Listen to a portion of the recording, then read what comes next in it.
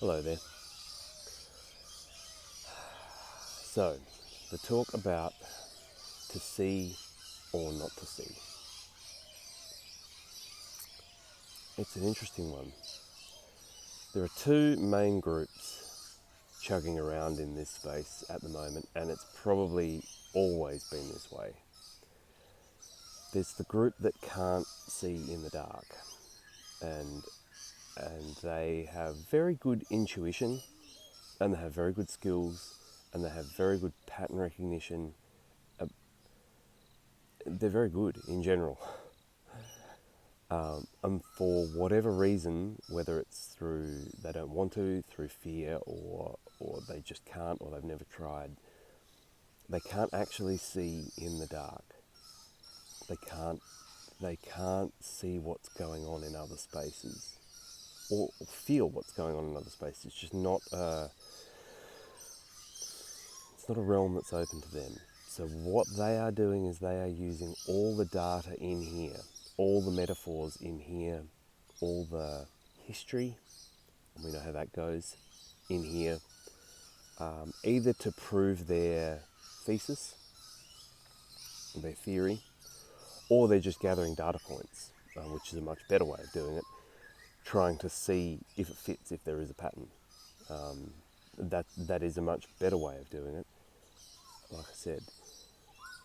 But this is how they're operating, and they're great at digging stuff up, because this is all they've got to deal with. This is their only material, so they will dig and dig and dig, and they'll find alternate histories, and they'll find metaphors like you couldn't believe.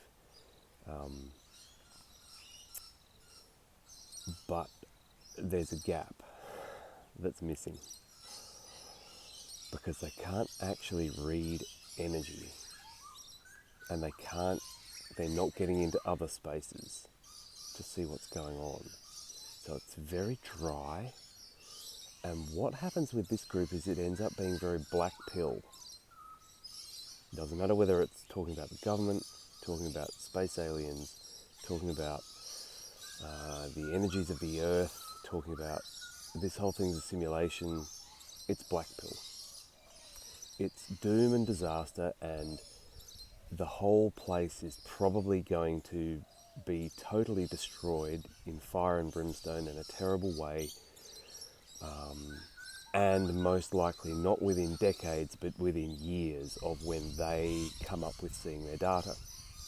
And the interesting thing to catch here is that was true 50 years ago, and it was true 100 years ago, and it was true, if we can believe history, which we can't, 200 years ago, and it was true 300 years ago.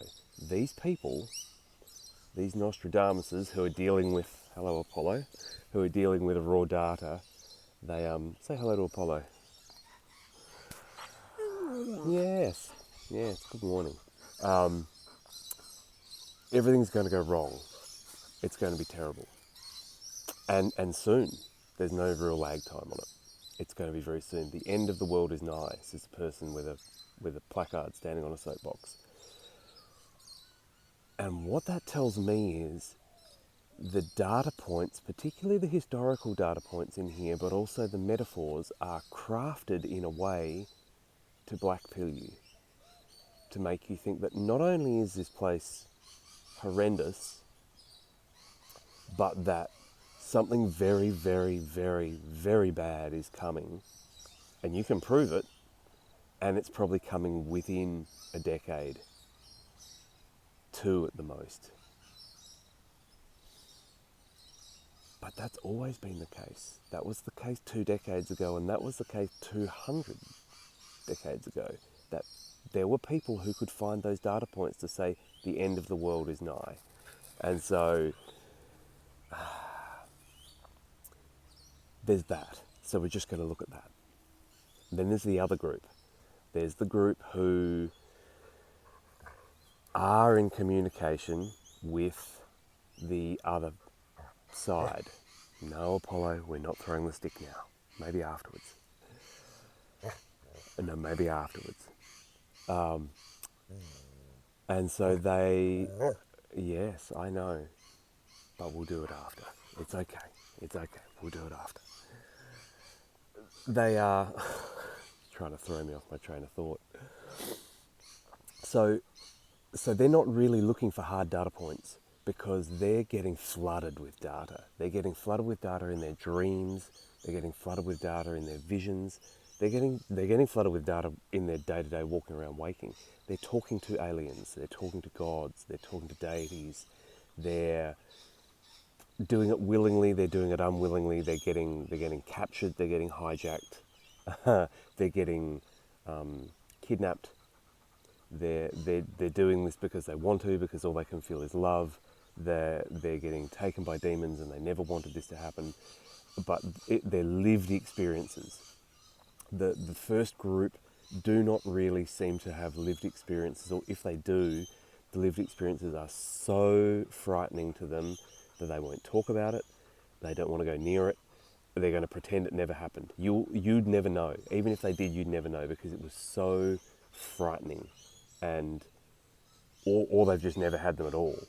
And so the fear of having a lived experience or the fear around the lived experience they had seems to taint their work a bit with the black pill.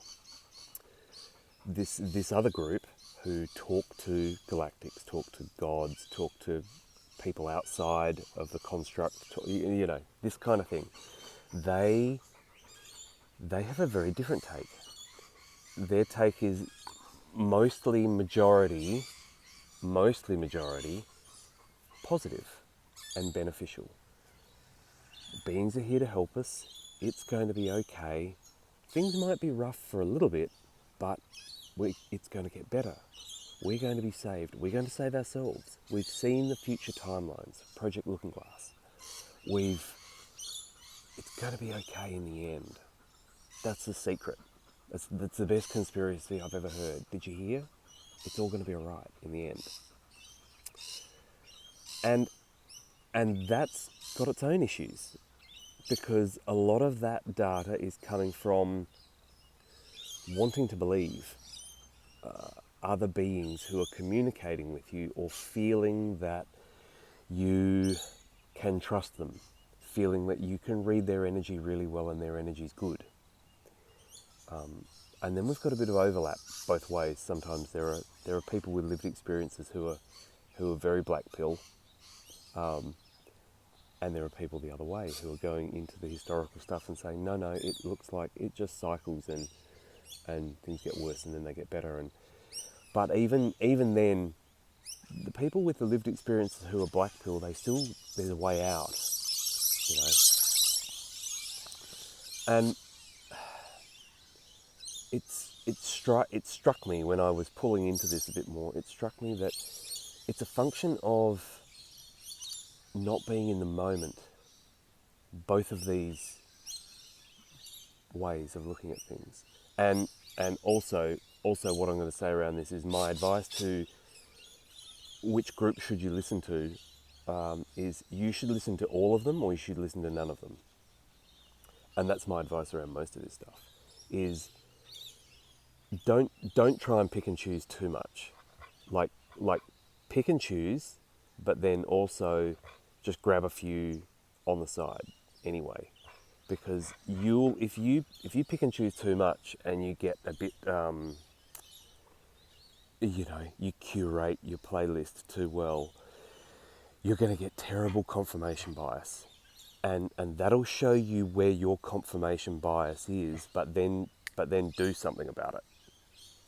Basically, so if you're not listening to people who are, at least 30% of your playlist and your people who you regularly listen to are not in agreement with what you're saying at all, then you're going to end up with confirmation bias.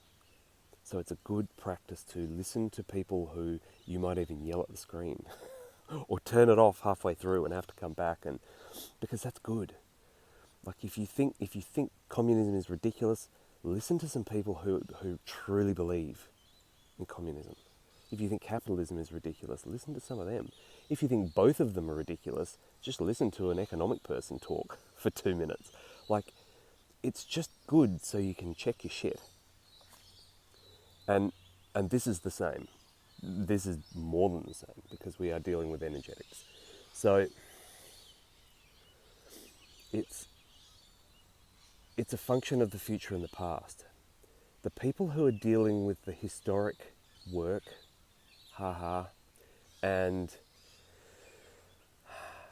all of the metaphors and the myths and the legends and the fictional books, and they're dealing with data that's in here only, and solid data that anyone you could give people the information, they'd go and find it. It's a book, it's a scroll, it's in a museum, or whatever. They are absolutely using the past to predict the future. That is very materialistic. Very, very materialistic. Because what we think the past, like, what we think has happened is not what's happened, and that's partly because it's been changed and lied about and hidden and covered up, but it's also partly because energy doesn't transfer into material the way we think it does. What was happening on the day turns into what was written about in the news, what was left in the clay tablet, what was left in the myth, and they don't, like, the translation of that is wonky because you look at what happened in your day 2 months ago and how your day went, and then go and read some news articles about what happened on that day 2 months ago, and then ask your friend how their day was on that day 2 months ago, or a family member, and the energies going on, it transfers really badly into data in here. Really, really badly. Apollo doing a cameo.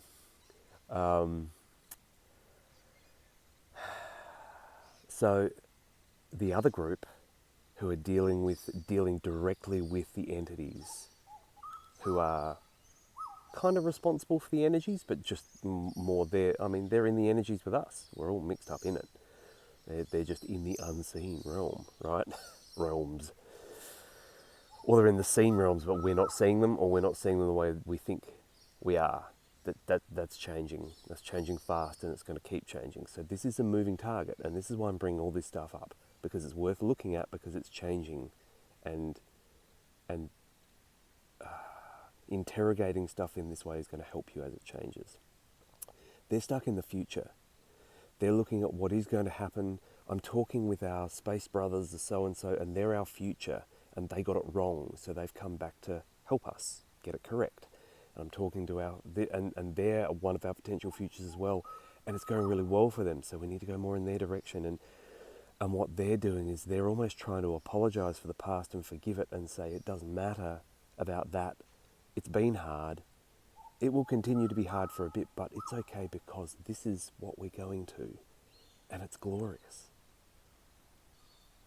Neither of these groups are in the moment, and both of them, and all humans, and myself included, are escaping the present moment. Because the past and the future don't exist. They're bullshit. They're projections in your mind, and your mind is not your own. Don't do that at all. It is unnecessary. The more you do it, the worse things get.